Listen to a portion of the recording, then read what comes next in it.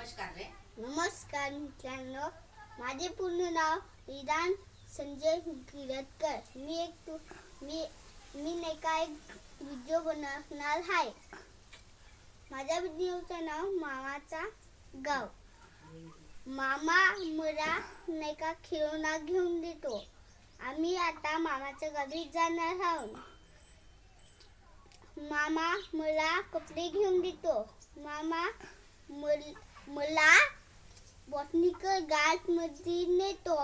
मस्त मला मज्जा येते. मामा मला जंगलात नेतो फिरवायला. मामा मला